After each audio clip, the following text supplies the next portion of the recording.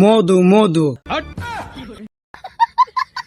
না মানে ভাই, যেখানেই যাচ্ছি কিছুদিন ধরে দেখতেছি খালি এই কথাটাই। মানে শান্তি মতো থাকতে পারতেছি না, খাইতে গেলে, হইতে গেলে, বইতে গেলে, মুততে গেলে খালি এই একই কথা। মানে এই কথাটা কিছুদিন ধরে এতটা ভাইরাল হইতেছে, মানে নিউজ ফিডে ঢুকা যাচ্ছে না, ফেসবুক বলেন, ইউটিউব বলেন, টিকটক বলেন, কোন জায়গায় ঢুকা যাচ্ছে না, খালি একই কথা।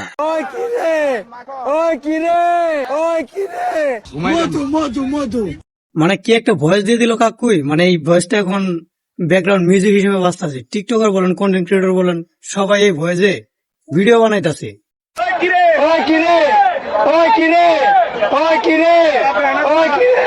সত্যি বলতে আমরা বাঙালিরা অস্থির, অমায়িক। মানে একটা জিনিস ভাইরাল করতে বেশিক্ষণ সময় লাগে না। একটা তরমুজ বিক্রেতা এই ভয়েসটা দিছে তরমুজ বিক্রি করার সময়, এখন রীতিমতো সে ভাইরাল। মানে মিলিয়ন মিলিয়ন মানুষ তারে চিনে, লাখ লাখ মানুষ তারে চিনে, কোটি কোটি মানুষ তারে চিনে। মানে কি জিনিস আমরা, মানে চিন্তা করতে পারতেছেন? আমরা বাঙালিরা আসলে অস্থির, আসলে অমায়িক। বলেন কি? তো এখন আপনি যেখানেই যান সেখানেই শুনতে পারবেন এই ভয়েসটা।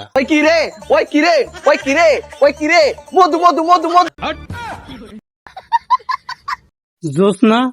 তো এই অমায়িক জিনিসটাকে একটু ভালোভাবে ফুটিয়ে তোলার জন্যই আজকের এই আয়োজন। তো চলুন শুরু করা যাক। Hello my brother and sister, welcome to new roaster. কি অবস্থা সবার, কেমন আছো তোমরা?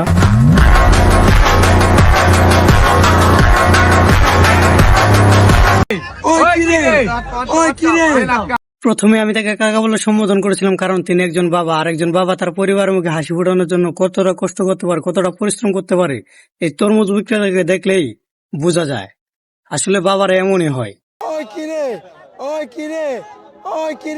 আমরা তার বলা কথা নিয়ে মজা করতেই পারি, ট্রোল করতেই পারি, কিন্তু তার কাজকে নিয়ে আমরা মজা করতে পারি না, ট্রোল করতে পারি না। কারণ যার বাবা নাই তাকে জিজ্ঞেস করে দেখেন, মানে বাবা না থাকার কষ্টটা কি তার একবার জিজ্ঞেস করলে বুঝতে পারবেন।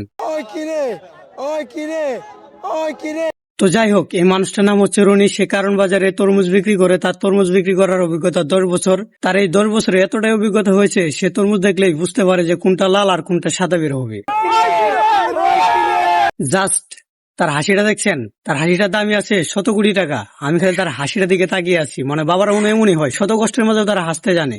যাই হোক, এই ভিডিওটা নিয়ে আমরা কি শুরু করছি সেই টপিকে আসা যাক।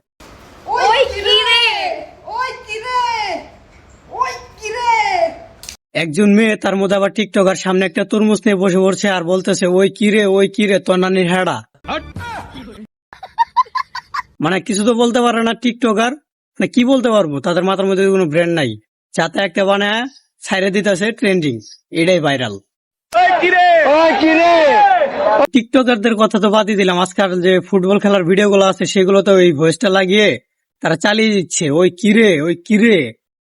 মানে বিষয়টা বুঝতে পারতেছেন কত পরিমাণ ট্রেনিং আছে এই ভয়েসটা। আল্লাহ তুমি ইজ্জত রাখো, আল্লাহ মা বাবার পছন্দ করা মেয়ের সাথে যখন বিয়ে হয়, আল্লাহ তুমি ইজ্জত রাখো, আল্লাহ আল্লাহ তুমি সর্বশক্তিমান, তুমি রহমান রাহিম, আল্লাহ আল্লাহ তুমি ওই কিরে মাশাআল্লাহ, আলহামদুলিল্লাহ, মাশাআল্লাহ মাশাআল্লাহ।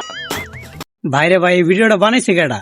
মানে তারা তো অস্কার দেওয়া দরকার, মানে এত সুন্দর এডিট করছে। রাসেল ভাই বিশ্বাস করেন, আমি খালি এই এডিটরের খুঁজতেছি, মানে এডিটর পাইলে আমি একটা অস্কার দিব, বুঝছেন? এত পরিমাণ বিনোদন দিতে পারে এডিটর গুলা, মানে কোন জায়গায় কোন এডিট করতে হইবে মানে এরা সব ভালো মতোই জানে। মানে অস্থির বিনোদন পাইতাছি, কিন্তু অস্থির। আর এই হচ্ছে আমাদের বাংলাদেশের টিকটকারদের অবস্থা, মানে তাদের অভিনয়ের লেভেলটা দেখছেন? মানে তারা এত সুন্দর অভিনয় করে, তাও তাদেরকে নায়ক নায়িকা বানানো হয় না। মানে এটা কোনো কথা? এত সুন্দর অভিনয় যারা মানুষকে যদি নায়ক নায়িকা না বানানো হয়, তাহলে তো ফিল্ম ইন্ডাস্ট্রি পিছিয়ে যাবে। হাসেন কি মেয়ে, তারা টিকটকার দেখে কি তারা মানুষ না? তাদের কি মনে শখ নাই? তারা কি নায়ক নায়িকা হওয়ার কোনো যোগ্যতা রাখে না? সত হলেও তারা টিকটকার, ভালো অভিনয় জানে।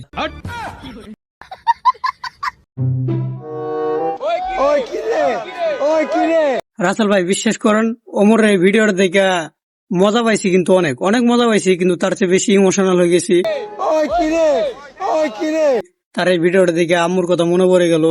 ছোটবেলায় আম্মু এভাবে সেরির সময় ডেকে খাওয়াই দিত। এখন তার আম্মু নাই, ঢাকা শহরে থাকতে হয়, কাজকর্ম করতে হয়, নিজের খাওয়ান নিজে খাইতে হয়, একা একাই ঘুমের থেকে উঠতে হয়। আর কোনো সময় না খেয়েও রোজা থাকতে হয়।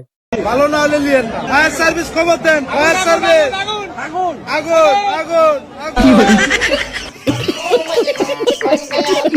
থাক বাদ দেন, মাঝে মাঝে দু একটা এরকম হয়, এ নিয়ে মন খারাপ করার কিছু নাই।